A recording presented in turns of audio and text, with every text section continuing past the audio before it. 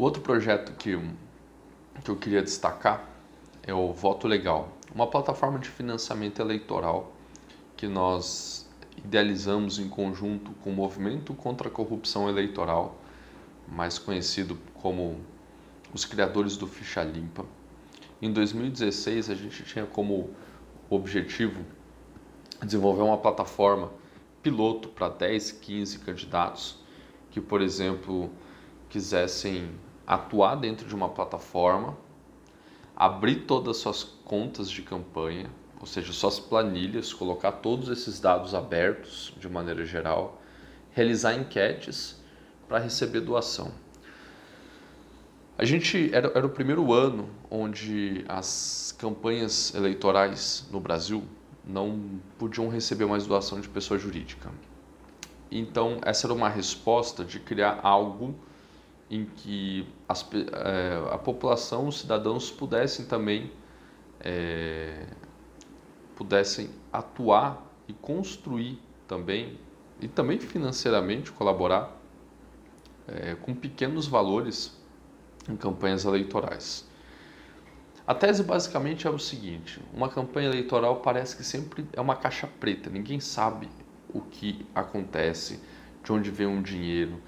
Aqui no Brasil nós tivemos diversos escândalos envolvendo campanhas eleitorais de maneira geral.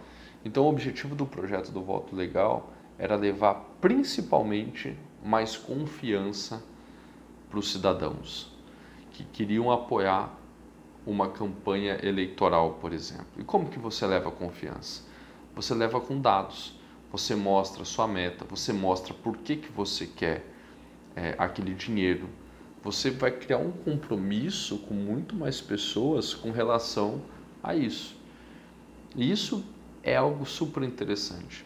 Em 2016, a gente já notou que, por exemplo, nas capitais, o custo de campanha, por exemplo, de quem utilizava uma plataforma de crowdfunding, o custo do voto, ele era em média 5 vezes mais barato, proporcionalmente ao número de doadores. Ou seja, se você tinha 1 ou 2 doadores, o seu custo por voto é muito alto. Mas se você tinha muitos doadores, o seu custo de baixo cai. E eu estou falando de um doador, por exemplo, de R$10. Em 2016, a gente tinha um desafio muito grande. Nós desenvolvemos esse software como um software livre. Nós gostaríamos de compartilhar dados para que gerasse confiança e integridade nessa relação de eleitores e candidatos. Utilizamos tecnologias para dar oferecer dispositivos de auditoria, como, por exemplo, toda doação que era realizada, a gente fazia registros em redes públicas de blockchain, que esse é um assunto muito interessante e que de abordar mais para frente também. Mas, de modo geral, o nosso investimento era sempre para levar mais confiança nessa relação entre candidato e eleitor, e fazer com que, uma vez existisse mais confiança, as campanhas pudessem ser mais baratas. Até porque, entre nós, assim, as campanhas eleitorais no Brasil chegaram num patamar um pouco antes disso, que eram, para você ser candidato, você praticamente tinha que criar filmes como as grandes produtoras mundiais, né? Era um investimento tão caro para que você pudesse participar de campanhas que isso não parecia muito bom e nem saudável. Aliás, não é saudável para o sistema democrático, principalmente. Então a ideia de levar uma plataforma de crowdfunding, conhecida popularmente como vaquinhas, era com o intuito de gerar mais confiança. E em 2016 não existia nenhuma regulamentação sobre o uso dessas plataformas, nem sobre doação via internet. Ou seja, existia um limiar ali muito, muito complicado. Mesmo assim, a gente foi para oferecer para apenas candidatos de São Paulo, mas a gente viu que isso poderia, inclusive, ser um risco para o projeto, né?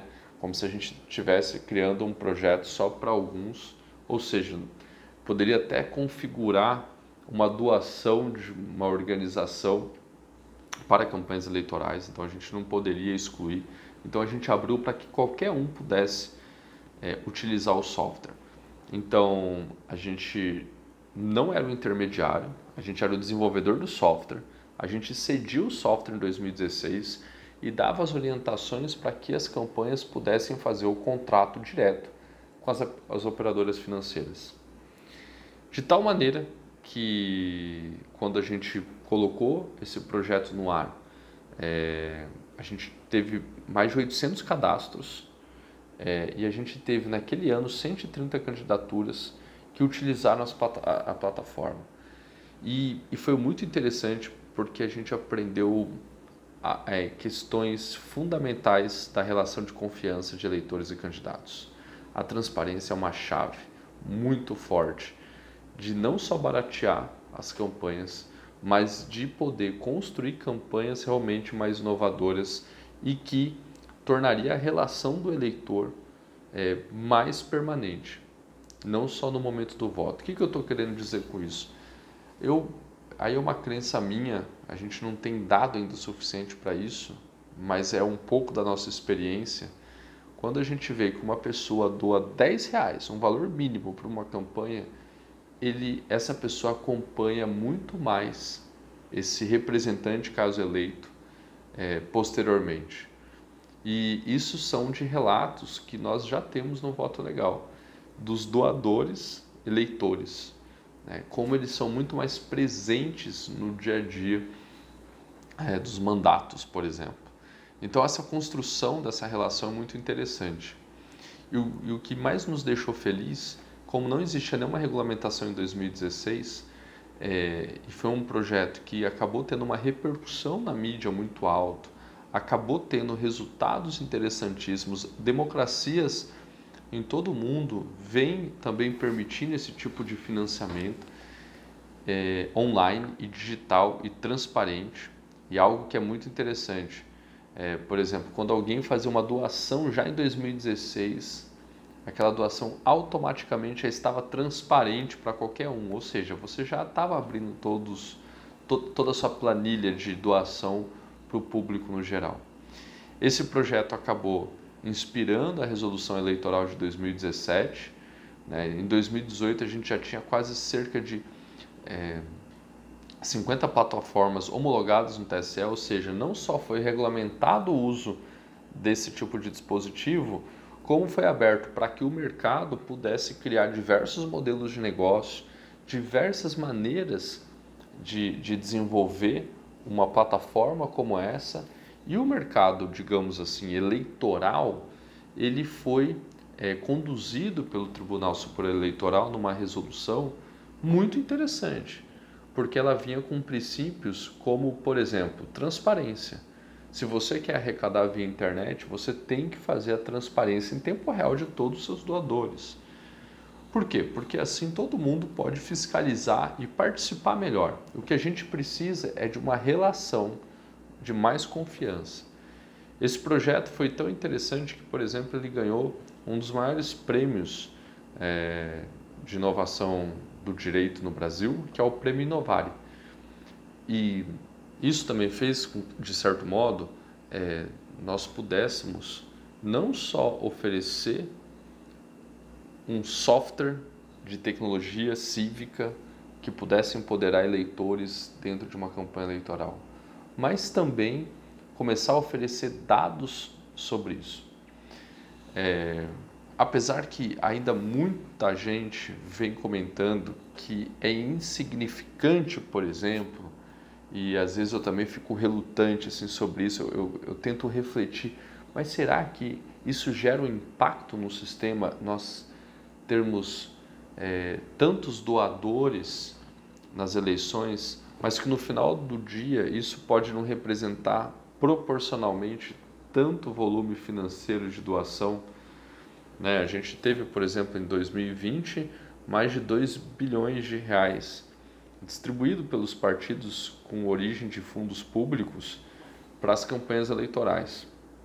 Quando a gente pega esse universo, pode ser que o financiamento coletivo vai representar 1 ou 2% desse volume. Só que a grande questão, e que eu acho que é o mais importante de tudo, é o número de pessoas envolvidas fiscalizando e participando de campanhas eleitorais de maneira mais efetiva. Então, quando a gente leva o poder para as pessoas, e o poder que eu digo muitas vezes é um contexto onde todos podem acompanhar como é uma construção de uma candidatura, participar financeiramente, acompanhar os contratos, por exemplo, que são firmados dentro de uma campanha eleitoral. Tudo isso, na minha opinião, leva a crer que você vai criando um sistema mais crítico em que pessoas participam mais e têm mais conhecimento sobre esse processo. E aí que entra o que eu vinha falando no começo. A gente não precisa criar necessariamente e ter uma visão exclusiva de cidades inteligentes, de nações inteligentes. Nós precisamos de cidadãos inteligentes. Uma vez que eles são empoderados com conhecimento e com prática e com maneiras de participar, eu acredito que o grande impacto, de modo geral, está aí.